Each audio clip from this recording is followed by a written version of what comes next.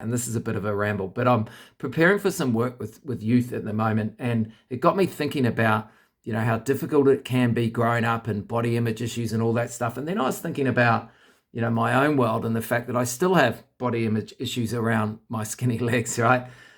But then I was thinking about my good mates, and I don't really care whether my good mates or my family, my loved ones, whether they've got a 1 pack, a 2 pack, or an 8 pack. It really doesn't matter. It's not going to affect what I think of them. Now, I want them to be healthy, of course, but whether they've got no hair or brown hair or blonde hair or carrying a little bit of weight around the middle, it doesn't matter. It does not affect what I think of them, how I value them. So then why is it that I get hung up about how I look, right? If I don't care how my mates look, then they probably don't care how I look. So why should I link how I look to my feelings of value? Do you get it? Like, I reckon that's a really important mindset shift, team.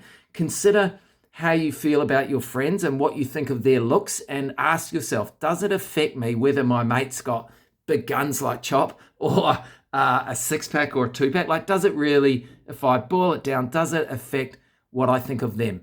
How muscly they are, how thin they are, how beautiful and shiny their hair is. Does it affect how I value them, how I relate to them? And I pretty sure your answer is going to be no. So then if that's the case, flip the switch, my friends, and realize that your mates, they just don't care what you look like. They really don't. So yes, we all want to be healthy and fit, but don't get too hung up on how you look, because it really just doesn't matter. And on that note, I'll leave the ramble. Cheers, team. Have a beautiful day wherever you are. Bye-bye.